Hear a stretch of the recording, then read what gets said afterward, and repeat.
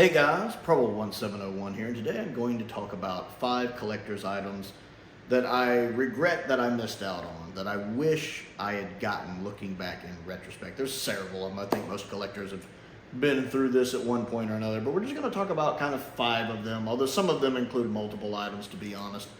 And first on the list is a few of the Fans Toys figures. Fans Toys is, of course, a third-party Transformers maker. They kind of do unofficial Transformers toys. But for a very long time, they've had the reputation as the best at what they do. I absolutely love Fans Toys products. I own several of them. I was really big on a Fans Toys binge from about 2015 to about 2019. Sadly, they got to a point where they sold out so fast and the prices went up so much it became a little counterintuitive. But there are some of them that, because of that I haven't been able to pick up since, that I wish I owned. Chiefly their Warpath, their Huffer, because I love their Huffer. Their Brawn, because I love their Brawn. And their Cliff Jumper, which is easily the best Cliff Jumper, because they tend to make the best ones of these figures. They have the best Warpath, the best Huffer, the best Cliff Jumper, the best Brawn. The Brawn may be getting reissued soon. I might actually get it. And I'm considering the Huffers, just again, the prices are higher than they used to be. But I really regret not having those. Those are all kind of some of the mini bots. You know, they're a little smaller than the average ones, but they're all characters I like. They look really good. Fans Toys tends to paint their products to the nines, even if some of their transformations can be frustrating. But I tend to be, with my Masterpiece Transformers, I tend to just pick a mode, and that's the mode they stay in. I know when I buy them, they're either going to be in robot mode or they're going to be in vehicle mode, and that's the mode I keep them in. When in one or two cases, I have multiple of them figured. I have one in vehicle mode and one in regular mode. I own the Bad Cube Sunstreaker for my robot mode and the Takara Sunstreaker for the vehicle mode. I own the Bad Cube Sideswipe for the vehicle mode and the Takara Sideswipe for the robot mode, because oddly enough, they work better. They go better that way.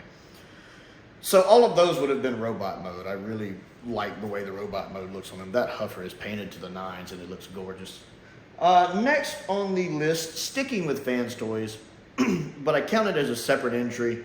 Did I say that? Second entry, because it is a much bigger figure, and that is their G2 colored Grimlock with the blue color scheme. I really wish I'd gotten that one. Now, I actually have their regular Grimlock, the G1 Grimlock. I actually own that. I own most of the Fans Toys Dinobots except the Swoop, and I wish I'd gotten the Swoop. We'll talk about that in just a second. But I tend to love G2, at least the original G2 figures. I don't really care for those legacy G2 figures they're putting out now, because those look god-awful, like the Watermelon Mirage, god-awful. But I loved the original G2 toys. I loved them. I love the color schemes. I love the Bruticus. I love the Sideswipe. Love the Jazz. I love G2 Transformers. That Megatron's one of my favorite Megatrons. So I really wish I would have gotten that G2 Grimlock, because I love that blue on him. And I don't even have a vintage one. I wish I had a vintage G2 Grimlock. There's a P.O. box down below. Feel free to send me a vintage G2 Grimlock if you have one you don't want. But I tend to love that blue, just that blue color scheme on him. It looks so good, and I always regret not getting it. I do regret not picking up a Swoop as well, one of the regular Swoops, because again, I have the others. Matter of fact, I have the original release of the Slag and the Toy Colors release of the Slag as well, so I own 2 of their Slag. But I own all of the regular ones in their regular colors, except the Swoop. I never got around to getting Swoop, and the reissue of him costs so much now. Used to be a $200 figure, now it's basically a $295 figure, and that's too much of a markup for me. Or I wish I had gone with one of the other companies also did the Dinobots in that scale. I can't remember what their name is now, but they had a really good Swoop as well that was all chromed out and looked really good. I think I actually prefer that one to the Fans Toys one. I wish I'd gotten that. Those all kind of snowball into one.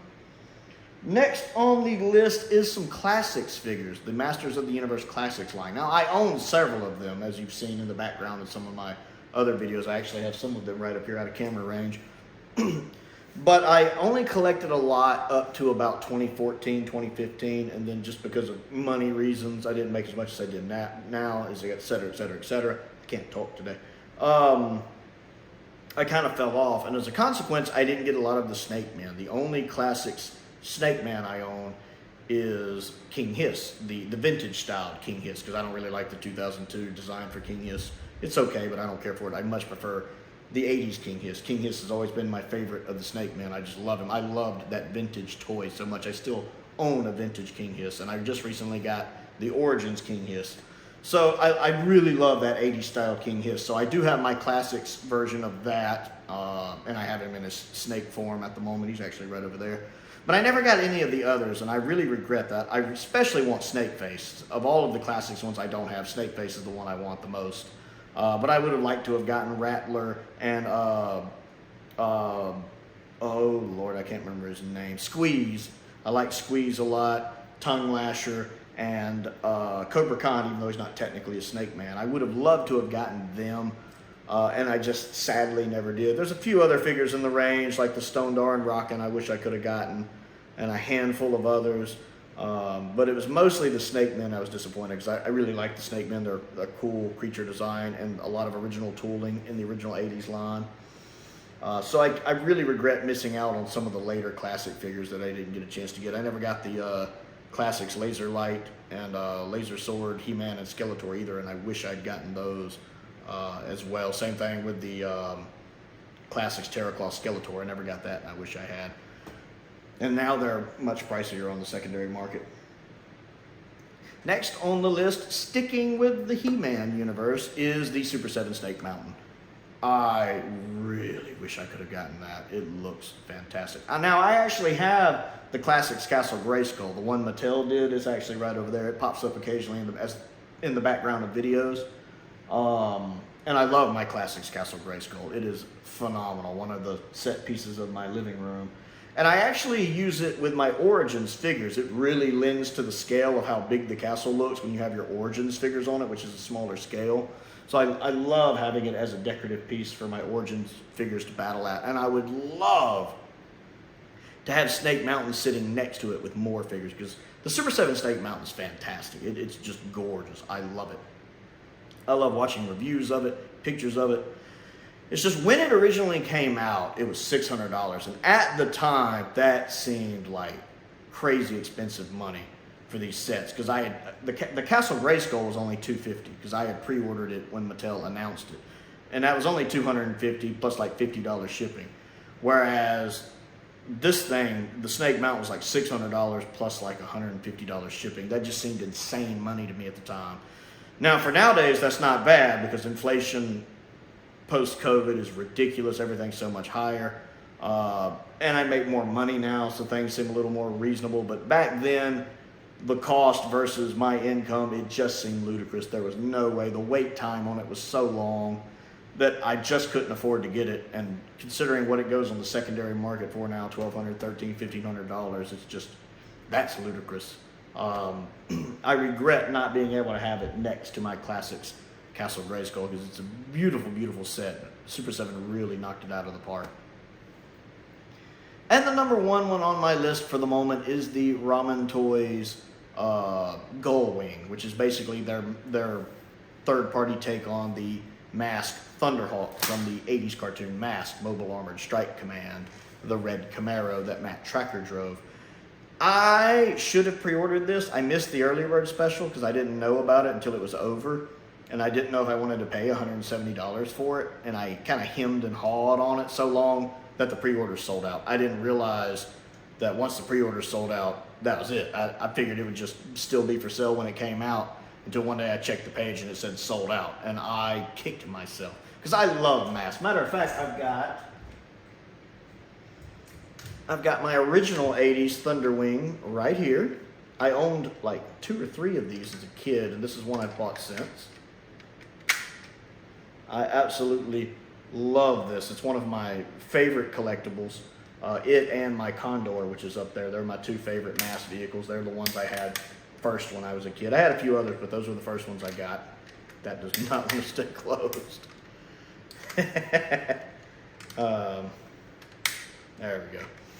But I didn't realize it was going to be a slightly larger scale too, which I would have liked. The scale on the Gullwing is a little bigger than this, but I mean, it looks good. All the pictures of it look good. The pictures of the figure, the pictures of the vehicle.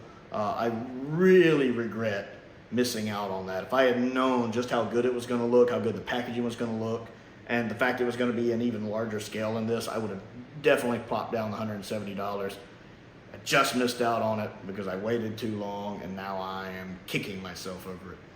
So those are just kind of the five collectibles I missed out on, the 5-ish collectibles I missed out on that I kind of just wanted to talk about today. I want to know what you think of these items, and what are maybe 5 collectibles that you're kind of kicking yourself that you missed out on. Comment down below and let me know. Other things to do, don't forget to click the like button and the subscribe button and the bell for notifications so you never miss out on another video. I also have a Patreon if you would like to support me that way. There's a link to that down in the description below. My entry level tier is only $2 a month. I want to give a shout out to some of my top tier patrons, Stephen Crane, Colin Coney, and Finn Perkins. I appreciate their support, as I do the support of all of my patrons. I have a P.O. box below if there's anything you'd like to send me to look at and review, including any of the things I've talked about today. That's down there, as is a link to my Amazon wish list. I also have another channel that's kind of my main channel called Another Sci-Fi Guy, where I talk about sci-fi stuff, but I'll be honest, it's mostly Doctor Who. If you like Doctor Who, check that out. And most importantly, thank you for watching.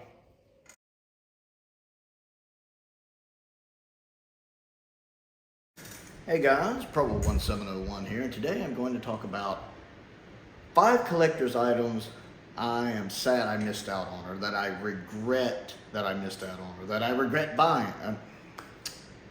Nope, this isn't working.